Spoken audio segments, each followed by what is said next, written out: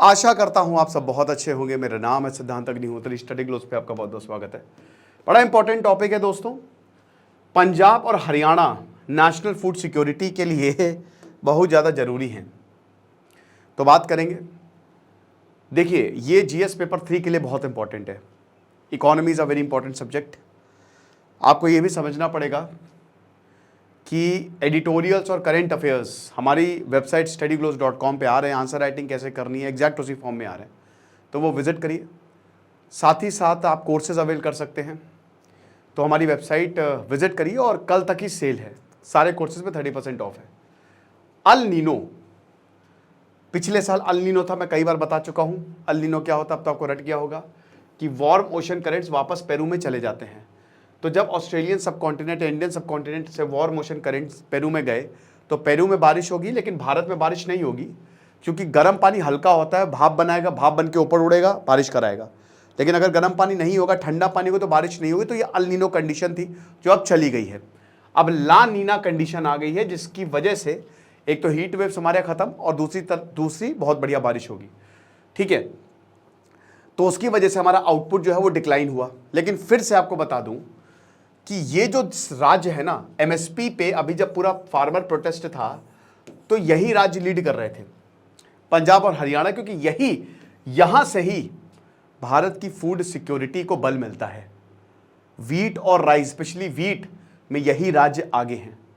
इनको बोला जाता है bread basket states of India, जहां पे किसान बड़ी मेहनत करते हैं, एमएसपी मिलता है और दूसरों का भी पेट भरते हैं। जय जवान जय किसान। तो यहां से ही ये प्रोटेस्ट शुरू हुए।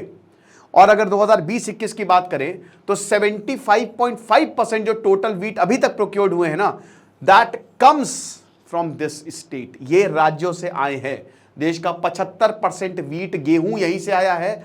सरकार ने अभी तक लगभग 25.5 मिलियन मेट्रिक टन्स इतना वीट जो है 2023-2024 तक विंटर सोन, जब अभी जाड़े में उगाया गया, तो मार्च तक इतना जो है वो वीट प्रोक्योर किया है, जिसका 75.5% यानी कि लगभग 12.2 मेट्रिक टन्स जो है वो पंजाब और 7 मिलियन मेट्रिक टन्स हरियाणा से आया है।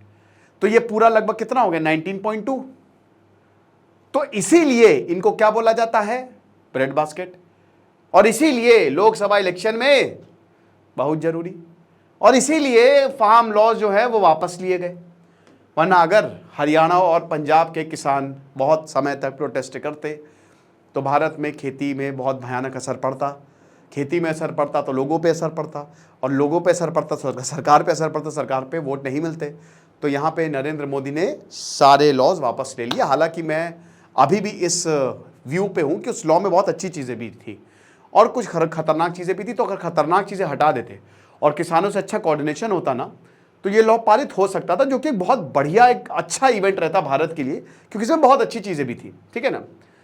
तो 2000 से ही आपको बता दूं कि ये अभी नहीं हुआ। जैसे इंडस्ट्रियल रेवोल्यूशन, भारत को 3rd ग्रेड का 1960s में अमेरिका सबसे, जो मतलब आप समझते हो गाय भैंस, मतलब जो सबसे बेकार जो जानवर खाते हैं, उस लेवल का गेहूं जो है हमको दिया जा रहा था।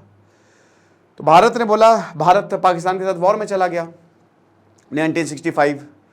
तो यहाँ पे अमेरिका बोला कि भैया वीट रोक देंगे। तो लाल बहादुर शास्त्री ने बोला जय जवान जय किसान, हर घर में वीट उगेगा। और तब ग्रीन रेवोल्यूशन हमारे यहाँ शुरू होता है। तो सेल्फ सफिशिएंसी आई, ड्रॉट्स खत्म हुए, और अब हम सफिशिएंट है। सालों साल जो है, साल में 3 बार तो हमारे यहाँ बुआई होती है ना, खरीफ, राबी और जैद। तो ये बहुत ही जबरदस्त, जिसकी वजह से वीट और राइस पे फोकस किया गया आज। हालांकि आज यही वीट और राइस भारत के लिए बहुत बड़ी प्रॉब्लम कर रहा है, क्योंकि हम इससे आगे जा ही नहीं पाए। हॉर्टिकल्चर में कोई नहीं जा रहा है। मैंने बहुत अच्छा एक आर्टिकल आज से 3 साल पहले द हिंदू में एक आर्टिकल छपा था, बहुत बढ़िया, कि भारत को वीट और राइस से ऊपर जाने की ज़रूरत है, जो कि सच है। हमारी डाइट में हम आटा, रोटी, चावल, यही तो है। मतलब हमारे बोलने में भी रोटी चावल, बट ऐसा होना नहीं चाहिए। कितना चावल खाओगे, कितना रोटी खाओगे, ठीक है, बट हेल्दी डाइट भी लेनी है आपको।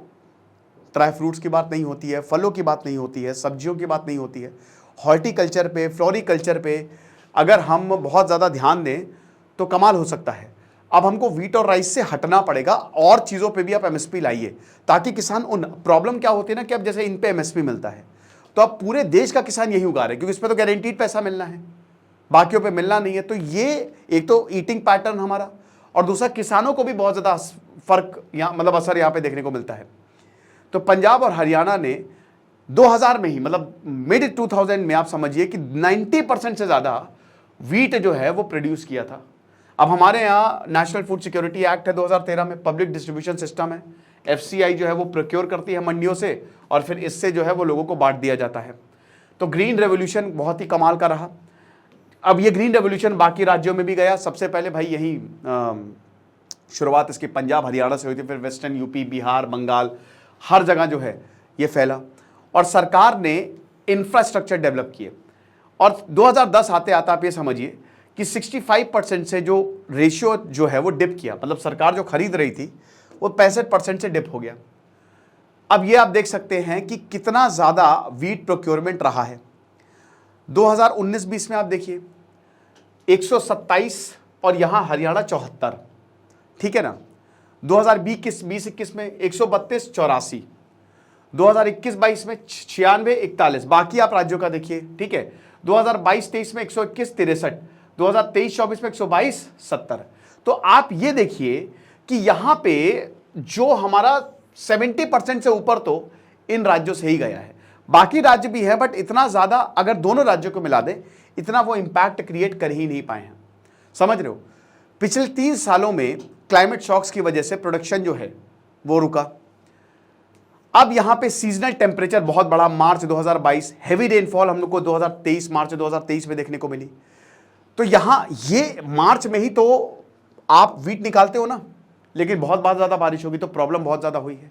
तो 2023-2024 में क्योंकि अल नीनो की कंडीशन थी तो बहुत ज़्यादा गर्मी हुई, जिसकी वजह से सेंट्रल इंडिया में वीट यील्ड्स में इंपैक्ट आया।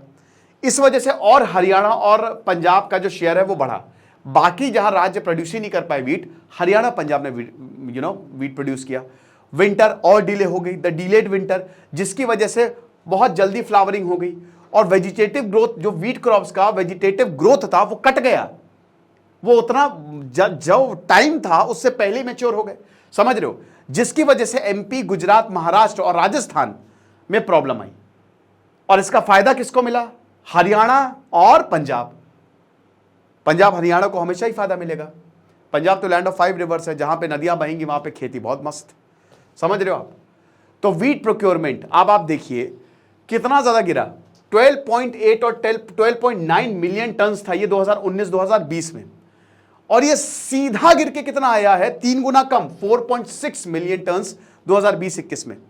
यूपी का, राजस्थान का देखिए सेम डिक्लाइंस हमने आपको दिखाया था ना। चलिए मैं आपको वापस ये आप देखिए, ठीक है ना।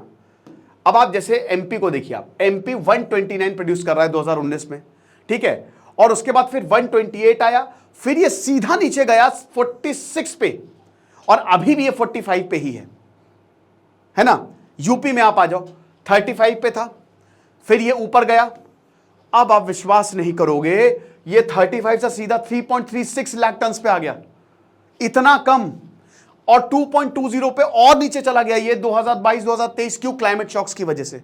और अभी ये 8.47 पे, जो कि अगेन बहुत कम है। राजस्थान पे आ जाओ, राजस्थान तो 22.25, ये देखो 2021 में 0.10, अनबिलीवेबल डिक्लाइन हमको देखने को मिला है, और अभी भी 8.35। तो उस हिसाब से जो पंजाब और हरियाणा है ये लगातार जो है वो वीट प्रोड्यूस कर रहे हैं। रिवर, प्रॉपर इंफ्रास्ट्रक्चर और क्लाइमेट शॉक्स इन दोनों राज्यों में कम है। खेती पूरा आपके वेदर सिस्टम पे डिपेंड करती है, ये हम सबको पता है, समझ रहे हो। तो ये समझना चाहिए कि अगर खेती बढ़िया, मतलब वेदर अच्छा है तो खेती अच्छी है। तो क्लाइमेट चेंज या क्लाइमेट शॉक्स हमेशा खेती को प्रॉब्लम करेंगे, और सेंट्रल इंडिया में तो ज़्यादा है क्योंकि वहाँ पे गर्मी पड़ती है, वैसे भी सर्दियाँ बहुत ज़्यादा नहीं पड़ती हैं। तो पंजाब और हरियाणा ने, जहाँ पे बाकी राज्यों में, बाकी राज्यों को अगर आप देखो तो भाई ये तो फूड सिक्योरिटी क्या, ये तो वीट के लिए ही बड़ा हानिकारक हो गया है, क्योंकि बाकी राज्यों ने तो गेहूं दिया ही नहीं, आटा दिया ही नहीं। वहीं पे पंजाब और हरियाणा एक सेवियर की तरह है, पूरे भारत को हम बचाएंगे, चिंता ना करो, हम हैं यहां पे आप सबके लिए। तो पंजाब और हरियाणा ने यह काम किया है, जहां पे अच्छा खासा वीट प्रोडक्शन जो है वो दिया गया। और मिनिमम ऑपरेशनल से भी देखिए, ऐसा नहीं है, या समझिए कि marketing start of the marketing season से ही बहुत अच्छा खासा आने लगा। राइस की बात करते हैं, ये तो वीट की बात कर ली। अब देखिए राइस जो है वो भी पंजाब और हरियाणा से ज्यादातर आता है, गोदावरी और कृष्णा डेल्टा से, क्योंकि देखिए राइस वाटर इंटेंसिव क्रॉप है, बहुत ज्यादा पानी चाहिए। कहते हैं ना ये वाटर एक्सपोर्टिंग क्रॉप है, तो जहां पे बहुत पानी होगा वहां पे राइस की खेती अच्छी होगी। धान क्योंकि उसी के नीचे, पानी के नीचे पूरी खेती होती है। किसी दिन अगर आप चाहेंगे तो मैं लेक्चर लूंगा कि खेती कैसे होती है डिफरेंट क्रॉप्स की। तो कृष्णा कावेरी डेल्टा जो आंध्र प्रदेश और तमिलनाडु है वहां से राइस अच्छा खासा आता है। तो यहां पे डाइवर्सिफिकेशन हमको देखने को मिला। तेलंगाना, छत्तीसगढ़, उड़ीसा और यूपी भी इस समय मेजर कंट्रीब्यूटर बन गए हैं सेंट्रल पूल में। जो यहां पे प्रोक्योरमेंट होता है, जो सरकार उठाती है, उसमें ये नए राज्य भी जुड़ गए हैं। राइस में भाई एमएसपी मिलता है, मैंने क्या बताया कि ज्यादातर राज्य कोशिश करते हैं कि वीट और राइस ही उगाओ, ठीक है। अब इसमें भी कंबाइंड शेयर ऑफ पंजाब और हरियाणा जो टोटल राइस प्रोडक्शन है वो 43-44% से फॉल हुआ, लेकिन अभी भी 2022-2023 जब एंड हुआ है तो 28.8% का इनका एवरेज है। यानी कि एक तरीके से इन्होंने अच्छा खासा संभाला। तो राइस में आप देख लीजिए, जहां 2019-2020 में 108.76 था, और करते करते करते अभी ये कांस्टेंट रहा है, ठीक है। हरियाणा में भी ऐसे ही 39.42 रहा है। तेलंगाना में देखिए, तेलंगाना में डिप आया है। बड़ी बात ये पंजाब हरियाणा की ना, देखिए इनका आप प्रोडक्शन देखिए, ये कांस्टेंट रहा है, ये ज्यादा बिगड़ा नहीं है। और हरियाणा में भी सेम कांस्टेंट रहा है, लेकिन तेलंगाना में देखिए 74 गया, 94 गया, 73 पे आ गया, फिर 88, फिर अब सीधे 43 पे आ गया। समझ रहे हो। आंध्र प्रदेश में देखो, आंध्र प्रदेश देखो 55 है यहां पे 2019 में, और सीधा 18.82 पे आ गया लाख टन्स। छत्तीसगढ़ देखो 50.53 है सीधा, ये तो खैर चलिए बड़ा, ये नए राज्य है जो जुड़े हैं। उड़ीसा की बात करें तो ये भी ठीक ही रहा है यहाँ पे। यूपी अगेन जुड़ा है नया राज्य 36, एमपी 17 से 28। तो यहां पे भी अगर आप पंजाब और हरियाणा को देखो तो इनका परफॉर्मेंस बहुत ही बढ़िया है। बिहार को देख लो 13 से 20, तमिलनाडु 20 से 18, वेस्ट बंगाल 18 से 12, कम हुआ है ये, ओके। तो ये चीज है। तो जो करेंट ईयर है उसने रेशियो 32.9% से इन राज्यों का इंक्रीज हुआ है, ठीक है। अब जैसा कि हमने बताया कि जैसे जैसे आपका इरिगेशन इंप्रूव होगा वैसे वैसे राइस की खेती जो है वो बढ़ेगी। अल नीनो रहा तो राइस पे इंपैक्ट हुआ पिछले साल, लेकिन इस साल ऐसा होने की संभावनाएं जो है वो कम है। राइस एक राबी क्रॉप है, ये भी हमको पता है। नेशनल फूड सिक्योरिटी एक्ट जो कि 2013 में 2013 में मनमोहन सिंह ने इसको पास किया था, ठीक है। तो लगभग 813.5 million persons they are entitled to receive हर महीने 5 किलो गेहूं और राइस, ये दोनों चीजें, मतलब इनमें से एक आप पीडीएस के थ्रू सब्सिडाइज्ड प्राइस पे आप ले सकते हो। 5 रुपए 6 रुपए में आपको इतना ज्यादा गेहूं और चावल जो है वो मिल जाएगा, ठीक है। 80 करोड़ लोगों को ये देना ही देना है, क्या कर सकते हो आप। तो अभी सरकार जो है इस स्कीम को तो नहीं छोड़ेगी, क्योंकि देखिए कोविड में इसी स्कीम ने बहुत गरीबों की जान बचाई। यही जो आप देख सकते हो ना, यही राशन कार्ड से कितने लोगों की जान बची। अब उसके बाद बाकी वेलफेयर स्कीम और ओपन मार्केट सेम ऑपरेशन को अगर आप मिला दो तो 60 से 65 मिलियन टन्स ग्रेन्स अभी प्रोक्योर होना है बाय स्टेट एजेंसीज। अब ये रिक्वायरमेंट जो है 2020-21 से ज्यादा है ये, और पंजाब और हरियाणा इसमें सबसे इंपॉर्टेंट रोल प्ले करने वाले हैं। तो इसीलिए पंजाब और हरियाणा आर दी सेवियर्स पूरे देश की भूख मिटाने के लिए। यह लेक्चर था, आई होप आपको समझ में आया होगा। बाकी आप हमारी वेबसाइट पे जरूर जाएं, कोर्सेज अवेल करें, करेंट अफेयर्स एडिटोरियल्स आपको बहुत हेल्प करेंगे। Thank you so much.